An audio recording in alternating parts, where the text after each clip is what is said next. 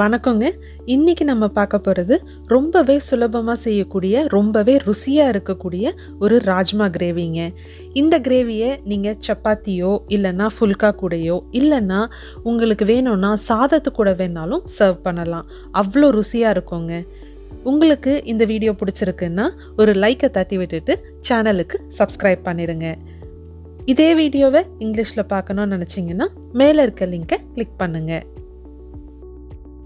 இந்த ராஜ்மா கிரேவி செய்கிறதுக்கு நான் முந்தின நாள் நைட்டு 2 கப் அளவுக்கு ராஜ்மா ஊற வச்சுருந்தேன். இது கூடவே ஒரு வெங்காயம் 4 தக்காளி எடுத்துக்கலாம். அடுத்ததாக ஒரு 5-6 பல்லு பூண்டு, ஒரு சின்ன பீஸ் இஞ்சி, ஒரு 3-4 பச்சை மிளகா. அடுத்ததாக தாளிக்கிறதுக்கு ஒரு பட்டை, 2 ஏலக்காய், 2 பிரியாணி இலை, 1 டேபிள் ஸ்பூன் அளவுக்கு சீரகம். காரத்துக்கு 1 டேபிள் ஸ்பூன் மிளகாய்த்தூள், 1 டேபிள் ஸ்பூன் மல்லித்தூள், 1 டீஸ்பூன் மஞ்சத்தூள்.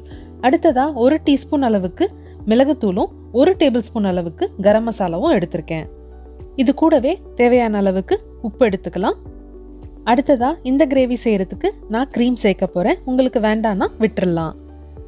இப்போது வெங்காயம், தக்காளி, பச்சை மிளகா, இஞ்சி, பூண்டு எல்லாத்தையும் ஒரு மிக்சியில் போட்டு நல்லா மையாக அரைச்சி எடுத்துக்கலாம். தண்ணி சேர்த்துறாதீங்க, தண்ணியே சேர்க்காம நல்லா அரைச்சி எடுத்துக்கோங்க.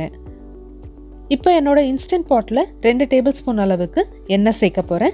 எண்ணெய் சூடானதுக்கு அப்புறமா தாளிக்கிறதுக்கு தேவையான பொருட்கள் எல்லாத்தையும் சேர்த்து சீரகம் நல்லா பொரிஞ்சு வர அளவுக்கு நல்லா வறுத்துக்கோங்க.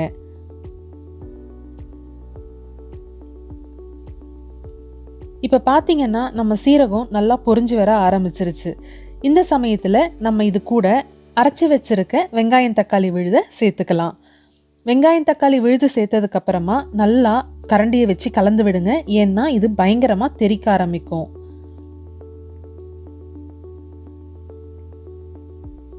இந்த மாதிரி ஒரு 2 நிமிஷத்துக்கு நல்லா இந்த மாதிரி கலந்து விட்டதுக்கு அப்புறமா ஒரு மூடி போட்டு மூடி ஒரு 5-7 நிமிஷத்துக்கு கொதிக்க விடுங்க. நீங்க ஸ்டவ் டாப் குக்கர் யூஸ் பண்றீங்கன்னா மிதமான தீயிலேயே இருக்கட்டும். இப்போ 5 நிமிஷம் கழிச்சு பார்த்தீங்கன்னா இன்னமும் தண்ணி இருக்கு. அதனால தான் இந்த மாதிரி தெரிக்குது. இருந்தாலும் நம்ம ஓப்பன் பண்ணிட்டு இது கூட இதுக்கு தேவையான மசாலா பொருட்களை சேர்க்க போறோம்.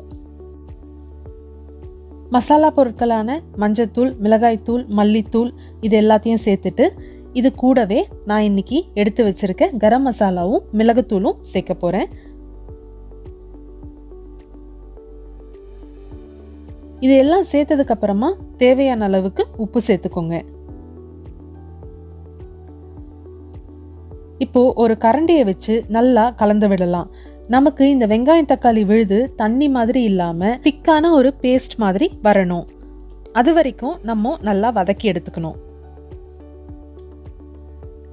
இப்போ பார்த்தீங்கன்னா நல்லா தண்ணி எல்லாம் வத்தி போய் நம்மளோட வெங்காயம் தக்காளி விழுது மசாலா கூட சேர்ந்து நல்லா செம திக்கான ஒரு பேஸ்ட்டாக வந்துருச்சுங்க. இந்த சமயத்தில் நம்ம ஊற வச்சு தண்ணி வடித்து வச்சிருக்க ராஜ்மாவை இது கூட சேர்த்துக்கலாம். ராஜ்மாவை சேர்த்ததுக்கு அப்புறமா ஒரு கரண்டி வச்சு நல்லா இந்த மாதிரி கலந்து விடுங்க. அப்போ தான் நம்ம ராஜ்மா கூட மசாலா எல்லாம் கலந்து வரும். எல்லா மசாலாவும் நல்லா கலந்து வந்ததுக்கு அப்புறமா நான் இன்னைக்கு 2 கப் அளவுக்கு ராஜ்மா எடுத்திருக்கேன். அதுக்கு 2 கப் அளவுக்கு தண்ணி சேர்க்க போறேன். அதிகமாக தண்ணி சேர்த்தீங்கன்னா கிரேவி தண்ணியா இருக்கும். அதனால 2 கப் எடுத்தீங்கன்னா எந்த அளவுக்கு நீங்க ராஜ்மா எடுக்கிறீங்களோ அதே அளவுக்கு தண்ணி சேர்த்துக்கோங்க. இப்போ இன்ஸ்டன்ட் பாட்டை மூடி போட்டு மூடி கரெக்டாக ஒரு 30 நிமிஷத்துக்கு டைம் செட் பண்ணி ஹை ப்ரெஷரில் வேக வைக்க போகிறேன்.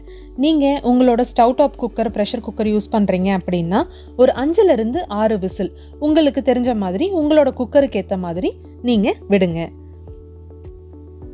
இந்த 30 நிமிஷம் முடிஞ்சதுக்கு அப்புறமா நான் இன்னைக்கு தானா ப்ரெஷர் அடங்குற வரைக்கும் வெயிட் பண்ண போகிறேன்.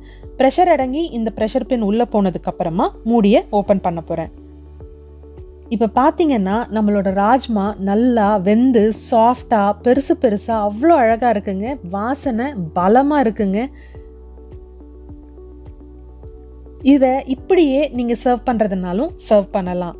ஆனால் நான் இன்னைக்கு இதை கொஞ்சம் க்ரீமி ஆக்கிறதுக்கு ஒரு 1/2 கப் அளவுக்கு க்ரீம் சேர்க்க போகிறேன். இந்த க்ரீம் சேர்க்கறது கம்ப்ளீட்டாக உங்களோட ஆப்ஷன் தாங்க. உங்களுக்கு வேணும்னா சேர்த்துக்கலாம், வேண்டாம் அப்படின்னு நினச்சிங்கன்னாலும் விட்டுடலாம்.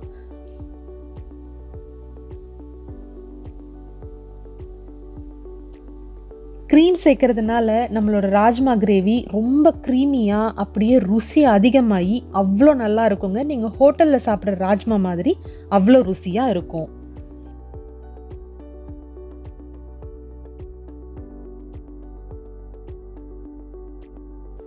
அவ்வளவு தாங்க, நம்மளோட ஈஸியான ரொம்பவே ருசியான ராஜ்மா தயார். இதை சப்பாத்தி கூடயோ இல்லைன்னா ரைஸ் கூடயோ சர்வ் பண்ணுங்க.